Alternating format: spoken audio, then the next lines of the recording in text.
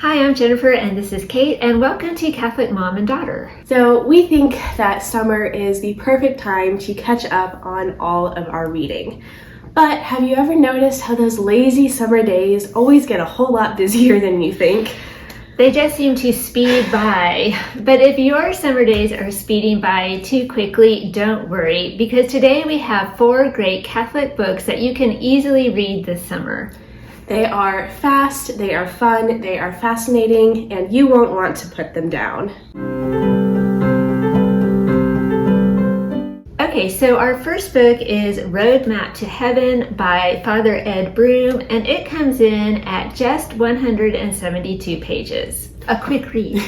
So we really love this book because it gives you a step-by-step guide for creating a Catholic plan of life to help you get to heaven.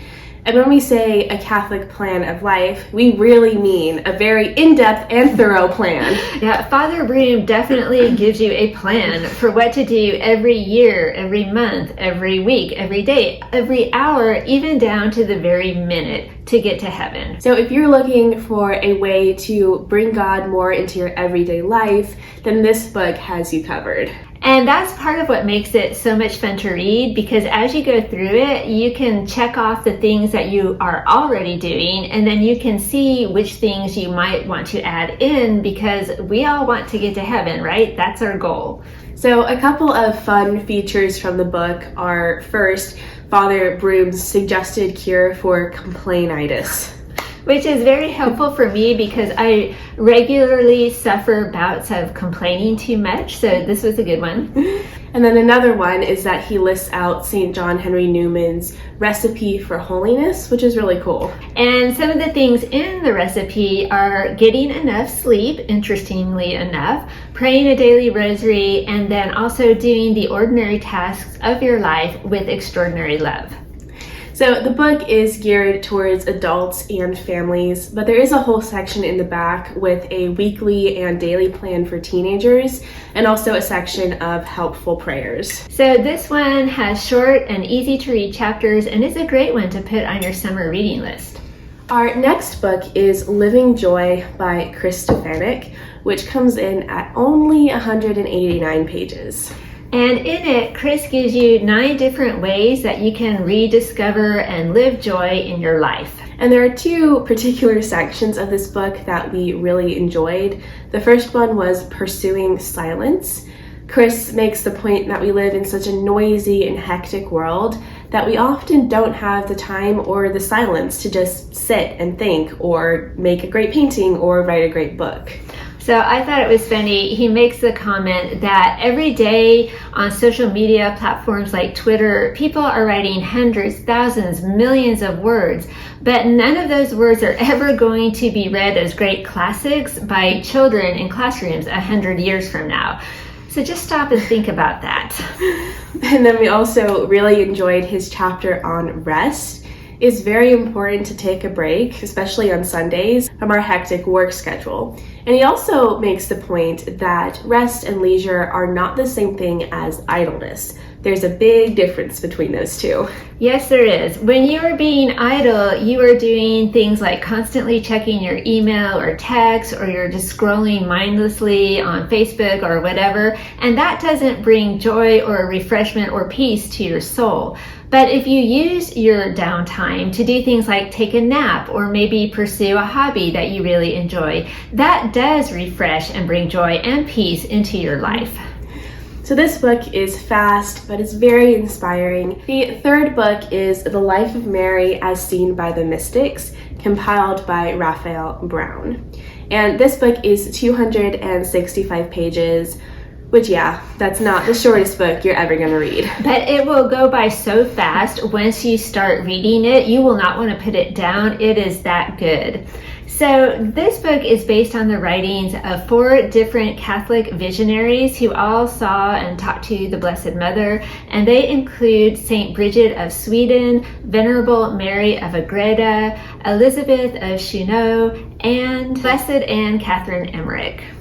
So all 4 of these ladies saw and spoke to Jesus and the Blessed Mother, and Raphael Brown compiles their revelations into a story format and he also includes their writings in the book as primary sources.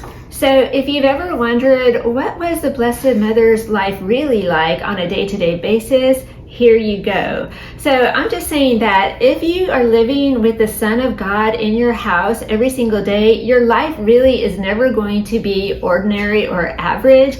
And I guess what that meant really didn't hit home to me until I read this book.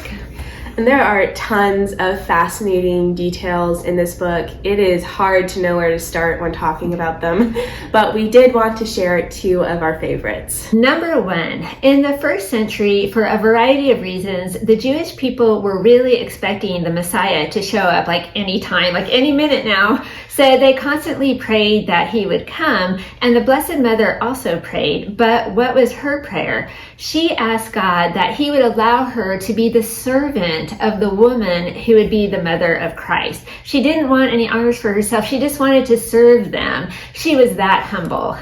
So she had no idea ahead of time that she would be the mother of God. And when Jesus was born, she would treat him with reverence and respect. Even when he would just walk into the room, she would routinely kneel down in front of him. Wow, I mean, just think of kneeling down in front of your son every time he walked into the room. So again, that humility. The second thing that we really thought was fascinating was the relationship between Mary and Judas.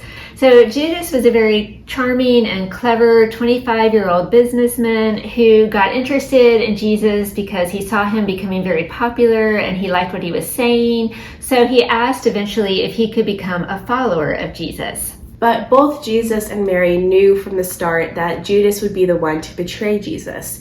Yet they treated him with nothing but love and kindness.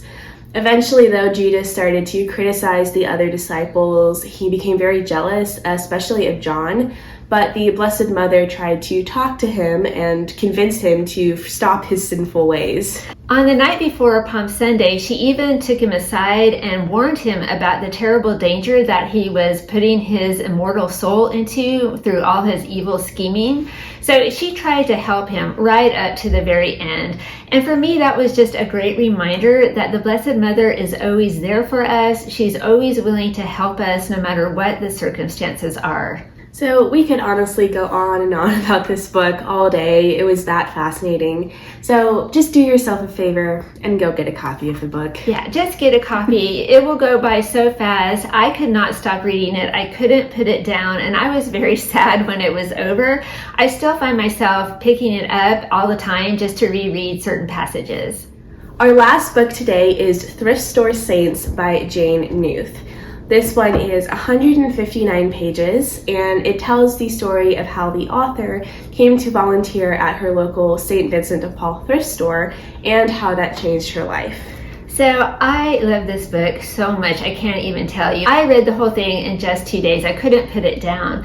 For one thing, the author is just so very funny. She introduces you to a whole cast of characters, the volunteers and the shoppers in the thrift store, and she can truly see the humor in all the crazy situations that came up, so she will definitely make you laugh. And the book is also very inspiring, though. If you ever think that you can't or don't make a difference in the world, then think again. The author shows us how you can really make an impact in someone's life, even if you don't know it or it's done imperfectly. St. Vincent de Paul always said that the poor are our teachers, and the author tells one story about a huge lesson in forgiveness that she learned from one of the shoppers in the store. Now, this lady had had an abusive father, and for many years she really struggled with being able to forgive him.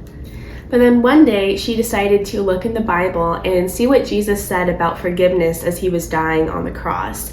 And I don't want to spoil what she found, but it's not exactly what you might think or might remember. Maybe you've read this passage 100 times, but failed to notice this one little thing that the lady discovered. That was an amazing story, and there are many more like it in this book. Again, I just loved it. It is a fun and fast read, and I highly recommend it. So there you have it for fun, fast, and fascinating Catholic books to read this summer. So let us know down in the comments if you've read any of these books and what you thought, or if you have any other suggestions for fun and fast Catholic books for the summertime. So we hope you enjoyed today's video. Thank you so much for watching, and we'll see you next time. Bye.